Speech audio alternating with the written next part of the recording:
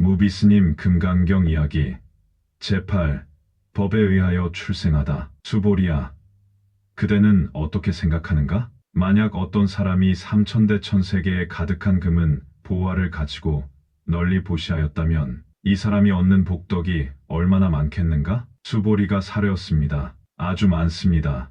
세존이시여.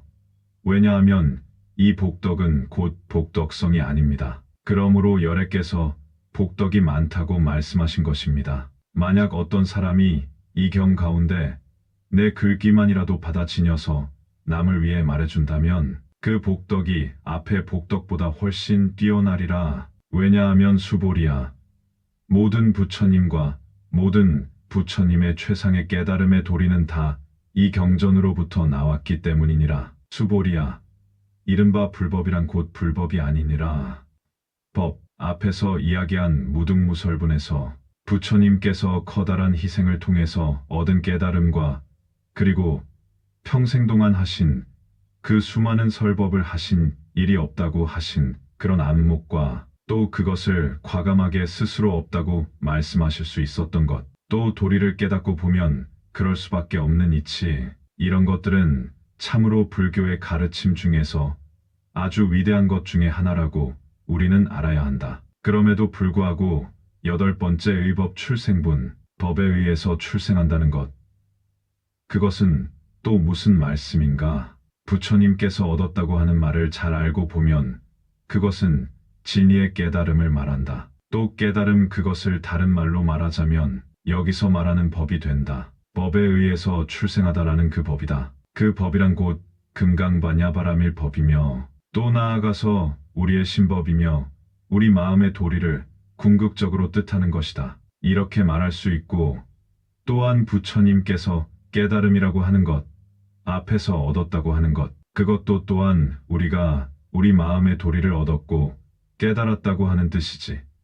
거기에서 벗어나지 않는다. 부처님께서 얻었다고 하는 것, 깨달았다고 하는 것, 부처님의 가르침이라고 하는 것, 그 가르침의 진리에 의지했다고 하는 것, 이 진리라고 하는 것, 그것이 사실은 전부 하나이다. 그것을 다른 말로 하면 여기서 법이라고 법자 하나로서 설명하고 있는 것이다. 불교에는 그 특유의 의미를 나타내는 낱말들이 있는데 그 낱말 중에서도 법자는 여러 가지 뜻으로 쓰이는 경우가 많다. 사실 법법, 자만큼 다양한 뜻으로 쓰이는 단어도 드물다. 보통 법이라고 하면 모든 존재, 모든 사물, 모든 사건, 이 세상에 널려있는 모든 존재를 한마디로 법이다라고 할 수 있을 것이다. 법이라 할 때 모든 것을, 모든 사물을 통틀어 부를 때가 많다. 일체법이라 할 때가 그런 뜻인 것이다. 우리가 삼귀의를 할 때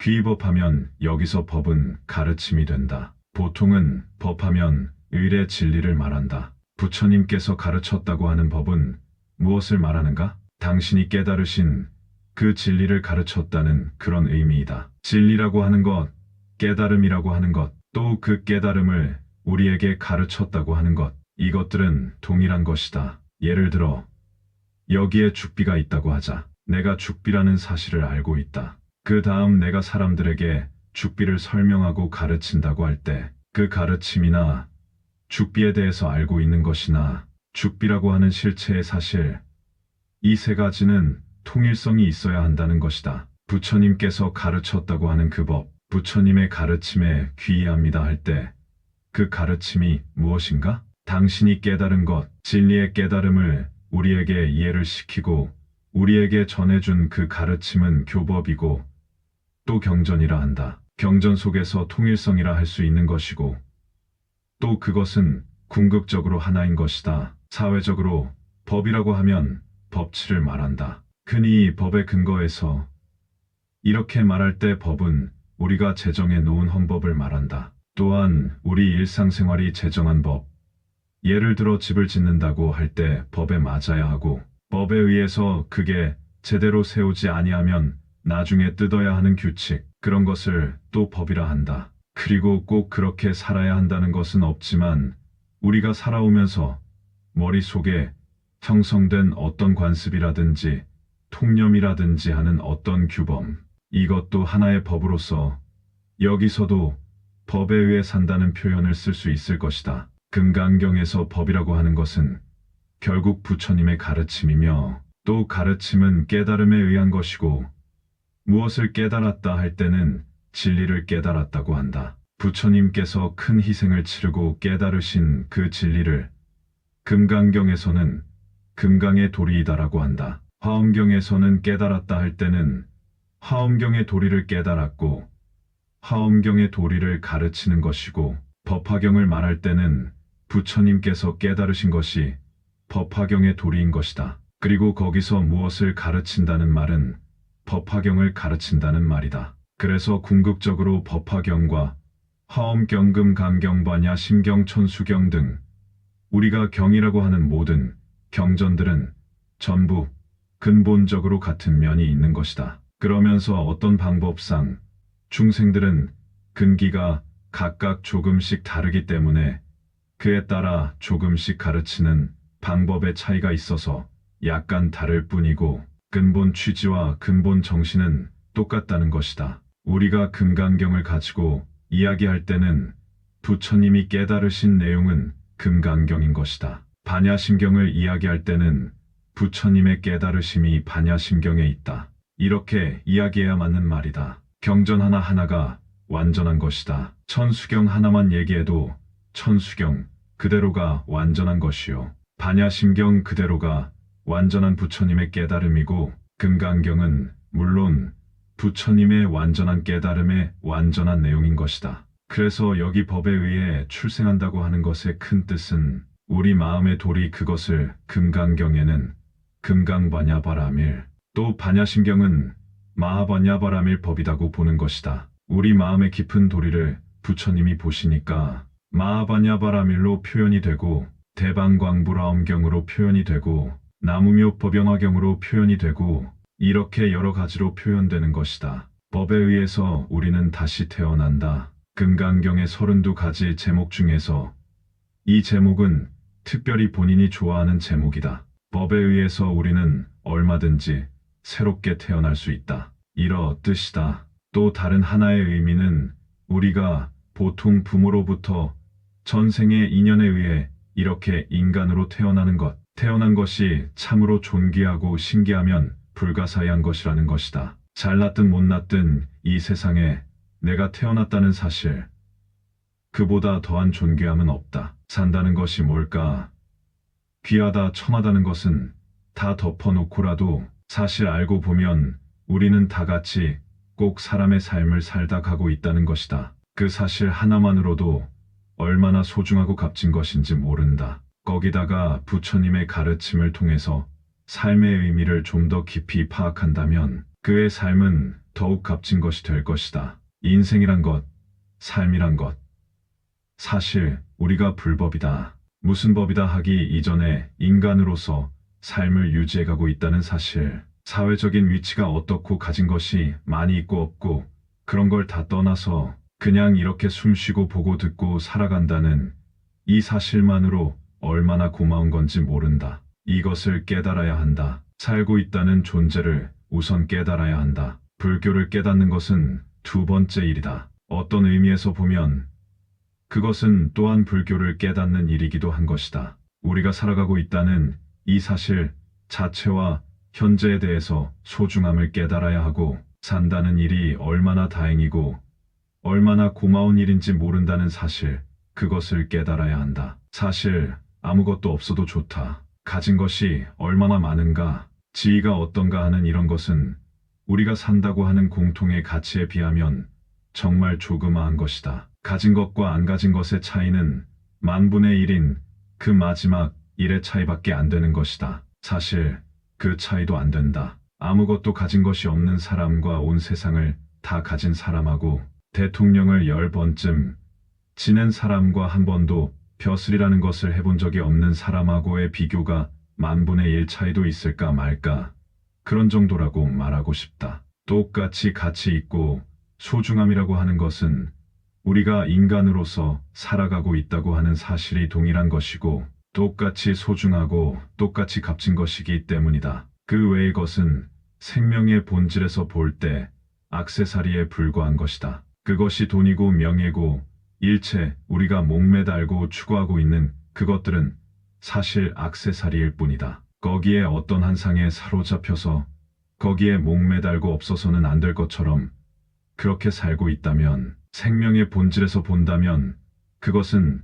참으로 사소한 것이고 하찮은 것이다. 사실 살아 숨쉰다는 것, 산다고 하는 이 소중함, 살아있다고 하는 이 소중함을 깨달아야 한다. 그것을 알아야 한다. 부처님을 몰라도 상관없고 불교를 몰라도 상관없다. 삶의 건전한 가치의 소중함을 깨달아야 한다. 예를 들어 나의 자식이 사고가 나서 팔 다리를 잘라야 할 그런 상황에서 목숨도 위험하다고 할 때, 그런 상황에 부모는 뭐라고 의사에게 부탁하겠는가? 팔다리를 다 잘라도 좋으니 목숨만은 살려달라고 할 것이다. 그렇게 다 생각한다. 산다는 것이 얼마나 소중하기에 그러겠느냐 그 말이다. 어떤 사형수가 쓴 시가 있다. 사형이 집행될 날짜가 얼마 남지 않았을 때 자기가 갇혀있는 감옥방에 작은 벌레가 꼬물꼬물 기어가는 모습을 보았다. 그 사형수는 꿈틀거리는 살아있는 생명이 얼마나 부러운지 몰랐다.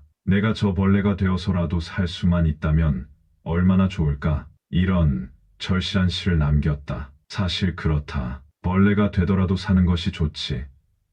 사람 허울 쓰고 죽으면 뭘 하겠나? 사람 송장이 무슨 가치가 있겠는가?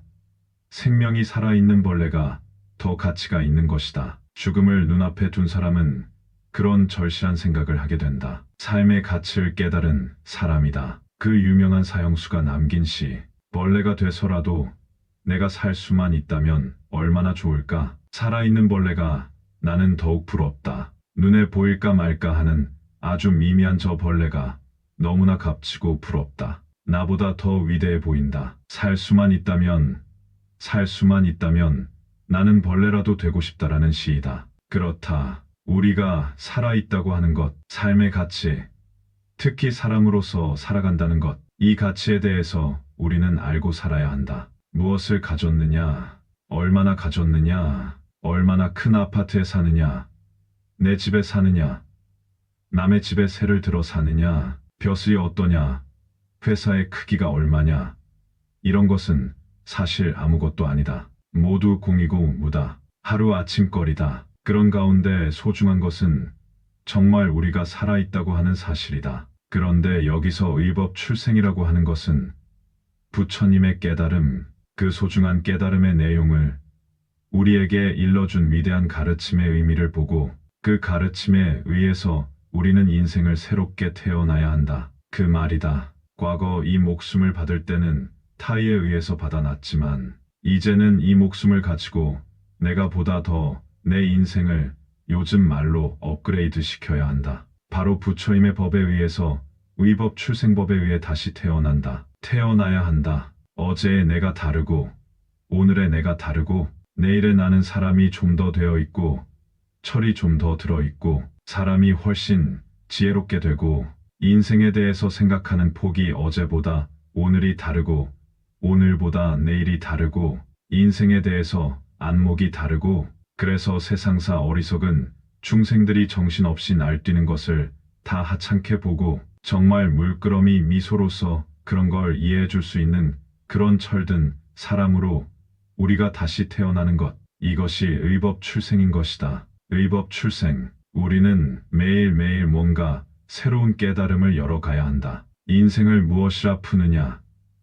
깨달음이라고 푼다. 하루에도 몇 번을 깨닫는 것, 내일은 또 다른 것을 깨닫고 또 깨닫고 살다 보면 자질구레한 것들 속에서 오늘도 뭔가 깨달았다. 친구와 이래저래 웃다가 떠들다가 깨닫고 지시비비 다투다가 깨닫고 싸우다가 깨닫고 물건 하나 사다가 깨닫고 속아서 깨닫고 잘 사서 깨닫고 눈만 뜨고 보면 깨닫는 것 투성이다. 사실 나날이 출생이다. 출생법에 의해서 새롭게 자주 태어난다. 여기서의 그 법은 금강경을 가르치는 것이다. 금강경은 바로 우리 마음의 도리이다. 얼마나 값지고 소중한 가르침인지 알겠는가? 얼마나 큰 공덕이 있는지 알겠는가? 정말 무량대복이 출생한다는 사실을 우리는 알아야 한다. 금강경의 가르침 때문에 부처님이 계시고 부처님의 깨달음도 있고 그 깨달음에 의한 가르침이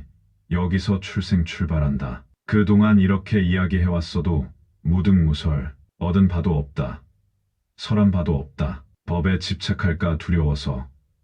소위 불법이라는 것, 부처님의 법이라고 하는 것, 그것은 곧 법이 아니니라. 편의상 이름을 불법이라고 할 뿐이다라고 하는 말로 결론을 내린 아주 간단명료한 가르침이다. 우리 성품 가운데 무량무변한 불생불멸의 보배가 있으니 물질로 보시한 것은 한계가 있는 것이고 마음의 복덕은 한계가 없는 것이어서 무량무변하고 영원한 것이다. 물질에 보시는 많아도 영원하지가 않느니라. 그런 말씀이다. 하늘을 향해서 활을 쏘면 화살을 당긴 힘이 있는 동안은 화살이 올라가지만 그 힘이 닿으면 밑으로 떨어진다. 유루복은 그와 같다는 것이다. 복도 많이 지으면 다음 생에 큰 부자가 되며 많은 재산을 가질 수가 있고 벼슬도 한껏 올라갈 수 있으나 이것은 유루복으로 한계가 있는 복이 된다. 불교에서는 한계가 있는 복과 없는 복 두 가지를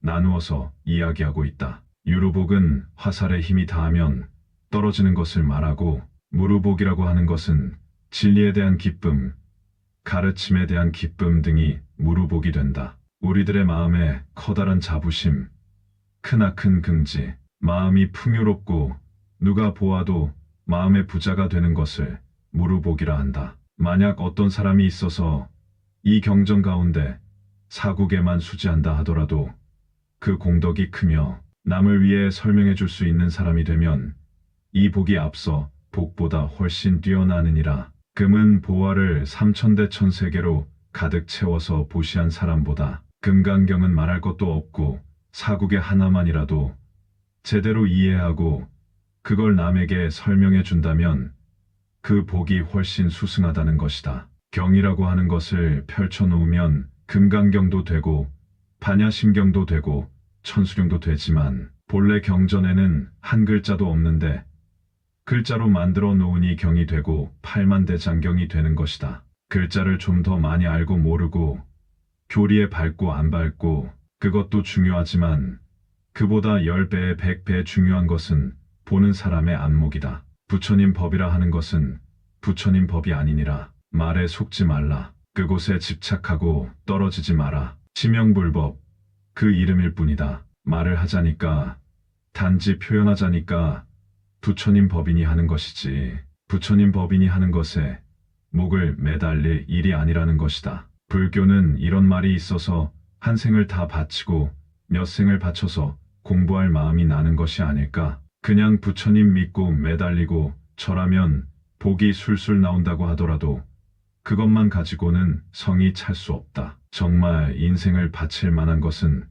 부처님이 자신을 부정하고 법까지도 그 가르침까지도 부정했다는 이 사실이 대단한 것이다. 새롭게 태어난다는 것, 나날이 새롭게 태어난다는 것, 그것이 부처님 법의 가르침이다. 3000대천세계, 3000대천세계라는 것은 고대 인도인들의 우주관이라 한다. 1대천세계를 3000세계라 하고 2대를 3000대천세계라고도 하고 3대를 3000세계라고 하고 이렇게 여러 가지로 부른다고 한다. 금강경에도 3000대천세계가 자주 나온다. 그래서 여기에 3000대천세계에 대해서 말하고자 한다. 경전상의 표현으로 살펴보면 수미산을 중심으로 주위의 4대주 938회로 한 소세계를 작은 세계라 부른다. 다시 설명하면 색계 소성천으로부터 대지 밑에 풍문과 그 사이에 1월 수미산 4천왕 33천을 소위 도리천이라고 하고 야마천 도솔천 마해수라 그 다음 대자재천 범천 등 이런 많은 세계를 통괄해서 부른다. 즉 한 태양계이다. 이렇게 생각하면 된다. 태양계 안에 있는 한 태양계 세계를 1소세계라 하고 1소세계 1000개를 한 소천세계라 하고 또 소천세계 1000개를 한 중천세계라 하고 중천세계 1000개를 대천세계라 한다. 이 대천세계는 소중대의 3종을 첫 세계로 이루어졌으므로 이것을 3000대천세계라 한다. 다시 말하면 3000세계는 10억 개의 소천세계이고 3000대천세계는 1100억 개의 세계다. 일반적으로 무한 세계라 할 수 있다. 우주 전체를 이야기해도 틀린 것은 아니다. 이렇게 범위를 넓게 잡고 삼천세계를 한 부처님의 교화 영역이라고 한다. 그래서 일불국이라고 한다. 부연하자면 불교의 우주관이라고도 할 수 있고 고대 인도인들의 우주관이라고도 할 수 있다. 삼천대천세계를 한마디로 표현할 때 100억 1월이라고도 하며 1100억 세계라고도 표현한다. 이 많은 세계를 부처님은 뭉뚱그려 이야기하고 계신다. 삼천대천세계는 우리가 이야기할 수 있는 영역을 대충 어림잡아 가지고 우리라고 하는 동네를 이야기하는 것이다. 우리가 사는 동네 밖에 얼마나 많은 세계가 있는지 아는가? 예를 들어서 서울시를 삼천대천세계라 할 때 여기서 100억 1천이라고 했으니까 서울시 안에 100억 개의 태양계가 있는 것이다. 그 중에 한 태양계가 우리 사는 동네의 태양계이고 그 중에 우리가 사는 자리는 정말 눈에 넣어도 아무렇지도 않을 정도로 아주 작은 것이다. 너무나 작은 것이 우리가 사는 지구이다. 현대 천문학 같은 데서는 지금 제일 멀리 볼 수 있는 것이 1500억 광년이라 한다. 지름 길이가 10m짜리 천체망원경이 있다 한다. 무려 10m나 되는 천체망원경으로 밤하늘을 보면 예를 들어 1억 5천만 광년 밖에 있는 것을 본다. 광년이라고 하면 상상이 안 되니까 빛의 속도로 1년 달리는 것을 1광년이라 하면 이해가 될 것이다. 그것을 1억 500년 동안 달려서 그 끝에 있는 그런 별을 본다. 그런 말이다. 태양에서 지구까지 오는 빛의 속도가 78분밖에 되지 않는다고 한다. 그렇게 빠른 속도가 빛의 속도다. 우리가 보통 상식으로 1초의 빛이 지구를 7바퀴 돈다 하지 않는가? 우주 공간은 참으로 넓다. 우리 육안으로 볼 수 있는 것이 100광년 거리에서 500광년 거리까지라고 한다. 이 우주는 정말 한계가 없다. 과학이 발달하여 지름이 10m가 넘는 천체망원경을 만들어서 겨우 그런 것을 보는 것이다. 그런데 부처님은 3000년 전에 지혜의 눈으로, 깨달음의 눈으로 그런 큰 우주를 100억 태양계를 다 보고 하시는 말씀이다. 깨달음의 눈이라고 하는 것은 상상을 초월하는 것이며 현미경이나 망원경이나 하는 것은 애초부터 비교가 되지 않는 것이다. 10m가 넘는 망원경으로 봐도 삼천대천세계를 아직 보지 못한다. 그런데 부처님은 삼천대천세계를 부처님 손바닥 보듯이 보시고 하신 말씀이다. 금강경에만 보더라도 걸핏하면 삼천대천세계를 우리 동네 이야기하듯 하시는 것이다. 태양계의 100억 개가 넘는 그 많은 별들의 세계, 그 넓은 세계를 식은 죽 먹듯이 이야기하신다. 왜 하실까? 눈에 보이니까 하시는 것이다. 인간의 눈에는 얼마 보이지 않지만 깨달음의 눈에는 한 동네로 보인다. 100억 개의 태양계가 한 동네란 그런 말이다. 요즘은 물리학자들이 불교 공부를 해보고 탕복한다고 한다. 3000년 전에 어떻게 알았냐는 것이다. 불생불멸. 우리가 반야심경에서 매일 몇 번씩 독경하는 불생불멸. 모든 존재의 불생불멸. 어떻게 질량불변의 법칙을 아느냐는 것이다. 종이 한 장, 아주 얇은 휴지 한 장 없애지 못한다는 것. 불에 태우면 없어지는 것 같지만 형태만 없어졌지. 그 종이 한 장이 가지고 있는 그 질의 양은 어딘가 존재한다는 것. 그것이 불멸이다. 과학의 불가사의 중 하나가 새로운 것을 만들지 못한다는 것이다. 새로운 소재가 어디에 있는 것이 아니라 서로 변형시키는 것이며 어떤 화학적 반응을 일으켜서 새롭게 형태를 바꾼 것에 불과하지 정말 없는 것을 만들어내지는 못한다는 말이다. 불생, 생기지 않는다. 그 말이다. 휴지 한 장을 용광로에 집어넣어도 없어지지 않는다는 것이다. 그런 이치를 현재 과학자들은 다 알고 있다. 부처님은 어떻게 3000년 전에 불생불멸의 도리를 알았을까? 이렇게 이야기하며 탕복한다고 한다. 현대의 과학자들이 불교에 한번 빠지면 완전히 반한다고 한다. 과학적이고 물리학적인 지식이 충분히 있으니까 불교의 불생불멸의 도리 하나만 보더라도 그만 다 알 수 있다는 것이다. 삼천대천세계에 대한 이론 같은 것도 보면 어떻게 망원경도 없는 시대에 그런 걸 알았느냐는 것이다. 그냥 별인 줄만 알았지 어떻게 그 많은 세계의 우주가 있다는 걸 알았는가? 지금은 인공위성이 달에 가고 화성에 가서 사진을 조금 찍어오고 그렇지만 정말 생물이 사는 그런 별이 어디 있는지는 모른다. 추측할 뿐이다. UFO가 수없이 왔다 갔다 해도 아직 심증은 가지만 물증은 없다. 그것이 날조다, 거짓말이다라는 사람이 있고 그것만 전문으로 연구하는 사람도 있다. 하지만 확실히 밝혀진 것은 없다. 다른 별들이 우리 지구보다 인간이 살고 생명이 살기 좋은 조건이 얼마든지 있을 수도 있다. 불교적으로 보면 다른 세계에 많은 생명들이 살고 있다고 한다. 우리는 기껏 500년이라는 짧은 과학적 역사를 가지고 달나라에 가서 돌 몇 개 가져와서 연구하는 단계다. 무인 우주선을 화성에 띄워서 사진 몇 장 찍어오는 게 고작이다. 가장 가까운 이웃 동네 화성, 목성, 토성, 그보다 더 넓은 공간에 비교하면 그건 정말 발자국만 떼면 닿을 수 있는 그런 거리일 것이다. 그런 가까운 거리에 있는 것도 겨우 사진 몇 장밖에 못 가져올 뿐이다. 부처님은 지혜의 눈으로 다른 수많은 별들의 세계, 지구보다 생명이 살기 좋은 조건을 가진 별들이 수없이 많고